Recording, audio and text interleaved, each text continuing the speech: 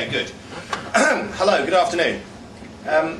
I have worked in marketing and advertising, attempting to change the behaviour of thousands and millions of people for about 23 years.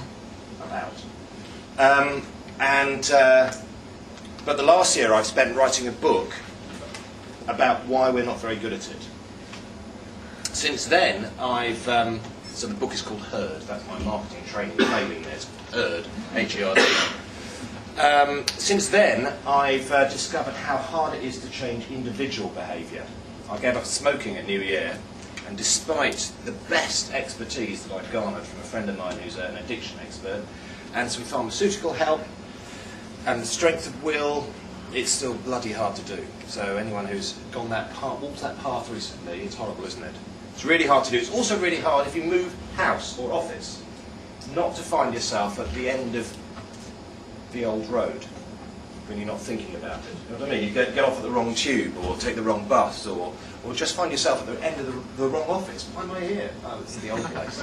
Because most of our behaviour is habitual as individuals. It's really hard to change individual behaviour, and anyone who's worked in or worked with psychotherapy will know how hard it is to make any substantive, lasting change in individuals. It's even harder to change mass behaviour. For all our discussion of the great things in the world of Apple, and in the broader marketing world of Tesco, people like that, great marketing success cases, most marketing fails to make any lasting difference that's there beyond 2 sales quarters. And that's not because the tools are rubbish or the people are stupid, it's just because it's really hard.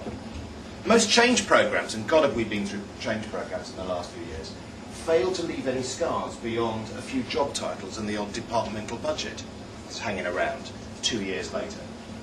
Most change programs fail. Most M&A activity actually reduces shareholder value. Now that's something to do, I know, with the guys involved in putting the bid together and the deal together originally, looking for ambitious promises to the shareholders of the company that's being acquired. And perhaps too ambitious. But the truth is, it's really hard to change the behaviour of employees. Really, really hard. Mostly we make only a little blip. If you're involved in public sector policy and the reforms of some of our large public sector institutions, you'll know how hard it is to do that, however well-intentioned you are and however much money you've got, and however hard you try. It's still really hard to change stuff, to change the way that mass behaves. I think it's for this simple reason, that our models of mass behaviour are based on a complete misunderstanding of human nature. That's why it's hard. Complete misunderstanding.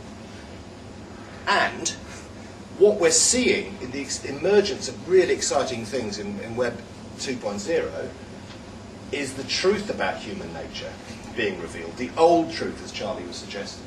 Truth that goes back prior to pre-industrial times, and in fact goes back to pre-civilized times. Human beings are first and foremost not individuals who make decisions on their own. If you grew up in another culture, say an African culture, where the idea of Ubuntu shapes how African culture delivers structures and processes, you'd think differently. You think us was the way to think about it. We. In Asian cultures, the same.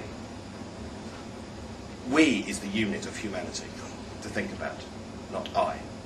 And yet, in the West, partly because of our great Anglo-Saxon success, particularly our 600-pound gorilla offspring across the Atlantic, who have shaped much of what we think about, how we think about organisation, marketing, and policy implementation in the last 100 years. They are a country built on I.